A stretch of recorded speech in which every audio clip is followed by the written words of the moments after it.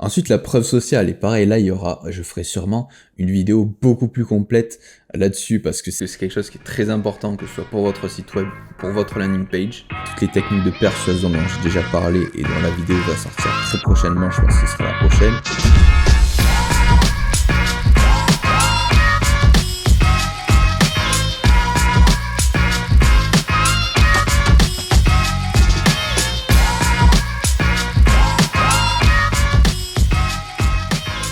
Hello, bienvenue à tous ceux qui arrivent sur la chaîne. Aujourd'hui, on va aborder un thème qui est central en fait par rapport à tout le contenu que je propose et qui est particulièrement intéressant et important.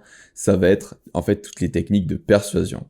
Donc tous les points qu'on va aborder aujourd'hui, je pense qu'ils mériteraient une vidéo à part entière, mais on va essayer de voir les 6 grandes techniques à travers en fait le best-seller de Robert Cialdini, Influence et Manipulation. Donc ce qui est particulièrement intéressant dans l'introduction de son livre, c'est qu'en fait il relie chacune des techniques avec en fait des instincts primitifs qui nous dirigent au quotidien dans notre processus de prise de décision. Donc écoutez, on a beaucoup de choses à voir, vous me connaissez sans transition, on va commencer avec la première technique qui s'appelle la réciprocité.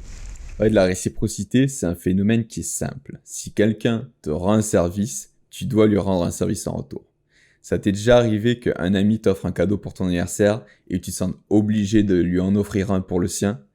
Ou même en fait le sentiment inverse, le sentiment que quand quelqu'un t'offre un cadeau pour ton anniversaire, de culpabiliser de ne pas lui en avoir offert un au sien. En fait, même pour aller plus loin, les gens qui ne respectent pas ce principe, ils sont souvent mal vus par la société, on va les qualifier d'ingrats ou de profiteurs. Donc vous l'aurez compris, le but ici est d'offrir du contenu gratuitement en espérant recevoir en retour. En fait, ce phénomène, il est ultra présent aujourd'hui, que ça ait des blogueurs qui offrent par exemple un e-book pour récupérer votre adresse mail ou des entreprises qui proposent une version d'essai pour vous faire tester leur logiciel. En fait, même pour aller plus loin, l'important c'est de donner une notion en fait de l'effort réalisé pour ce que vous offrez. Parce que du coup, la personne va vouloir vous rendre au moins ce que vous avez réalisé comme effort, si ce n'est beaucoup plus. Du coup, on arrive déjà au deuxième principe qui est l'engagement et la cohérence. En fait, Cialdini nous explique que les gens ont tendance à se fixer sur leur première prise de position et du coup à tout mettre en œuvre psychologiquement pour croire qu'ils avaient raison et que leur choix était cohérent. Donc pour ça, il va prendre l'exemple des parieurs hippiques. Donc, juste avant de placer les paris, les gens sont encore hésitants quant aux chances de réussite de leur champion, mais on constate qu'à partir du moment où ils ont parié, ils sont beaucoup plus confiants par rapport à leurs chances de réussite.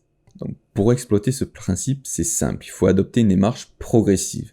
Parce qu'en fait, si on arrive à faire prendre une première position publiquement à une personne avec un engagement minimal, elle sera plus à même à reprendre cette même position avec un engagement plus fort par la suite.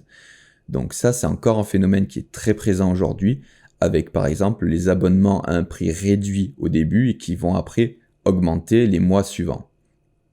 Ceci dit, par exemple, comme le premier exemple avec le fait de récupérer une adresse mail, cela correspond à un engagement, puisque par la suite, la personne va recevoir des offres et sera plus à même à ouvrir le mail alors quand elle a consenti à donner son adresse mail. Donc en fait, c'est la suite directe du phénomène de réciprocité qu'on a vu en premier. Donc troisièmement, on arrive à un gros morceau, la preuve sociale. Donc qu'on le veuille ou non, l'homme est un être social. La vie en société, elle lui a permis de se développer, de se construire. Et du coup, lorsqu'en fait, il cherche à déterminer si quelque chose est bien ou pas bien, lorsqu'il doute, il va se référer aux autres. Du coup, ce qui est particulièrement intéressant avec tous les phénomènes qu'on est en train de voir, c'est qu'ils sont tous à la base d'origine naturelle. Et qu'en fait, ils servent à nous protéger d'un danger lorsqu'il faut prendre une décision rapidement lorsqu'un problème s'impose. Du coup, il y a de nombreux moyens d'utiliser la preuve sociale, et on va voir, Annie Web Designer, ce qu'on peut implémenter dans nos sites. Donc forcément, le plus évident, ça va être dans un premier temps les témoignages. Donc plus on est précis sur le contexte, mieux c'est. Donc que ce soit le nom, le prénom de la personne, sa fonction, son entreprise, même la photo si possible, et ça va permettre même de l'humaniser en fait, on va revenir sur ce concept plus tard. J'ajouterais que le pire, c'est que bien qu'on sache que certains commentaires soient faux, juste de voir des avis positifs et peut-être des fois 5 étoiles, ça va nous conforter dans notre choix. Ensuite, il y a le logo des clients qui ont utilisé votre produit. Donc plus la marque forcément jouit d'une forte notoriété, plus elle a d'impact. Voilà, forcément si on a été utilisé par Apple et versus la boulangerie du coin, ça aura pas la même puissance. Ensuite, donner des chiffres. Voilà, si votre activité elle est florissante et prospère, alors c'est que vous avez eu de nombreux clients. Et si vous avez eu de nombreux clients, c'est que votre produit est forcément bon. Sinon, ça aurait pas pu marcher. Donc voilà, renseignez des chiffres précis sur votre activité, nombre de clients, nombre de commandes traitées. Voilà, ne donnez pas des chiffres au hasard, ça semblerait être faux. Voilà, utilisez des chiffres précis parce que ça va donner vraiment l'impression qu'en fait vos chiffres sortent pas de nulle part. Ensuite, il y a les études de cas, donc c'est quelque chose qui est particulièrement intéressant. En fait, l'idée ici, c'est de détailler l'une de vos expériences avec un client pour que le prochain, en fait, dans la même situation, puisse s'identifier au problème et constater de la réussite du projet. Donc le principe est assez similaire au témoignage, mais dans une version un peu plus poussée, plus détaillée. Enfin, il y a les réseaux sociaux, c'est aussi un outil qui est très puissant, que ce soit en termes d'avis, comme on a pu le voir déjà, mais également pour dégager en fait la notoriété de votre entreprise. Et par exemple, pour vous donner un exemple, entre laquelle des deux marques vous auriez plus confiance si l'une a 2 millions d'abonnés sur Instagram et que l'autre est juste introuvable. Voilà, pour aller plus loin, même, est-ce que vous auriez juste confiance en cette entreprise qui est introuvable? L'effet il serait même peut-être pire que d'avoir juste une faible base d'abonnés ou pas beaucoup d'abonnés. Vous vous demanderez peut-être si c'est même pas une escroquerie. Donc voilà, ce biais, il peut être aussi trompeur parce qu'il y a certains marketeurs voilà, qui lancent des sites de dropshipping du jour au lendemain et qui ont aucun scrupule à acheter des abonnés sur Instagram pour faire croire à l'authenticité de leur marque. Donc restez toujours vigilants. Donc on arrive à la quatrième technique qui est la sympathie. Donc vous serez d'accord avec moi, qu'importe les techniques de vente utilisées, on sera toujours plus réceptif si le vendeur est en fait quelqu'un de nos amis ou quelqu'un avec qui on a beaucoup de sympathie. Donc l'idée ici en fait ça va être d'humaniser l'entreprise. Laissez apparaître vos collaborateurs sur votre site, ça va permettre de créer une relation en fait avec vos clients. Chialdini nous présente du coup 5 facteurs qui engendrent la sympathie, à savoir l'apparence physique. Donc bon, c'est bien connu, la beauté, ça représente certains avantages dans les relations humaines. L'apparence physique, elle séduit, elle influence nos choix, car inconsciemment, on associe tout ce qui est beau avec tout ce qui est bien.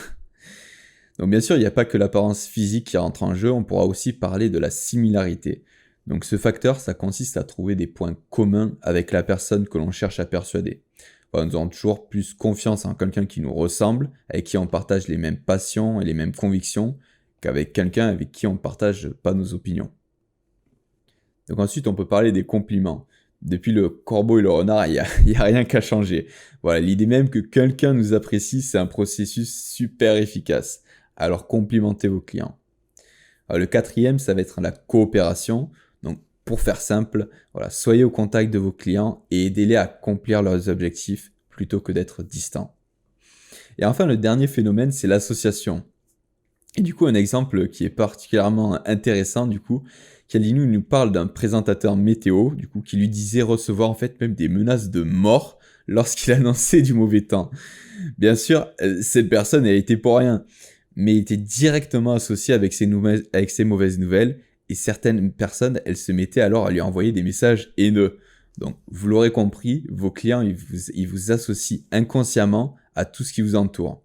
L'important, c'est alors de multiplier les associations positives et de réduire les négatives. Voilà, c'est pas un hasard si au-delà du sponsoring, les marques de boissons énergisantes comme Red Bull ou Monster ont décidé de s'associer à de nombreux sports de glisse et sports extrêmes. Voilà, c'est l'image en fait qu'ils ont envie de renvoyer de leur marque, que les personnes qui consomment leurs produits sont des gens actifs et aventureux. Voilà, qui se ressemble s'assemble au final. Du coup, on arrive à l'avant-dernière technique qui est l'autorité. En fait, l'idée ici, ça va être de se positionner comme un expert dans son domaine. Donc Chialdini prend l'expérience de Milgram en fait comme exemple, qui démontre en fait toute la puissance et l'influence que peut avoir une autorité extérieure sur une personne. Si vous connaissez pas l'expérience de Milgram, je vais vous mettre le lien d'une vidéo qui l'explique en 2 minutes, comme ça vous pourrez la comprendre rapidement. Mais du coup, pour en revenir au phénomène d'autorité, il y a 2 possibilités qui s'offrent à vous. Donc dans un premier temps, vous positionnez vous-même comme un expert dans votre domaine, Donc pour cela, vous pouvez utiliser des titres, que ce soit docteur, maître, ce qui est adapté à votre profession. Le code vestimentaire, forcément, vous serez plus habitué à avoir un docteur en blouse. C'est même pas l'habitude, en fait, c'est que s'il ne l'est pas, vous allez vous poser des questions sur ses compétences. Et ça, c'est fou, mais c'est la vérité.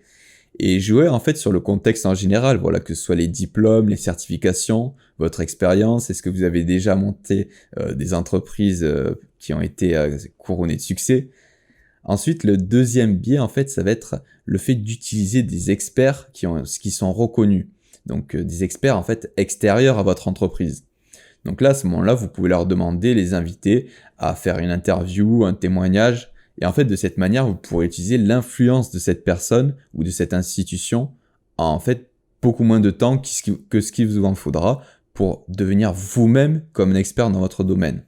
En fait, c'est assez similaire ici avec la preuve sociale, mais en gardant en mémoire ici qu'on parle d'experts dans notre propre secteur d'activité. Et du coup, on arrive sur la 6e et dernière technique, la rareté. Et franchement, bon, son nom, il parle déjà d'elle-même en fait. Le but, ça va être en fait de donner une raison au client d'acheter maintenant, que ce soit par une offre spéciale, des stocks limités.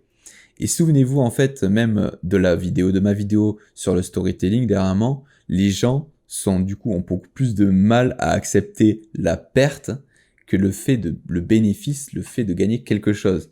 Du coup, en fait, c'est pas tellement le fait de faire des économies à un instant T qui va leur faire plaisir, mais peut-être la peur de la perte, en fait, de l'acheter plus tard à un prix beaucoup plus cher. Donc voilà, vous l'aurez compris, donnez raison à vos clients d'acheter maintenant, que ce soit par des stocks limités, par une offre spéciale, des soldes, ou même en fait, ce qui se fait beaucoup en ce moment, c'est en fonction des saisons festives, donc que ce soit Noël, Halloween, que ce soit l'été, voilà, la Saint-Valentin, il y a de nombreuses fêtes, utilisez-les et donnez vraiment cette impression de rareté à votre produit. Du coup, voilà, on arrive au bout de cette vidéo. Franchement, c'était un sujet qui était super important et qui est vraiment hyper intéressant.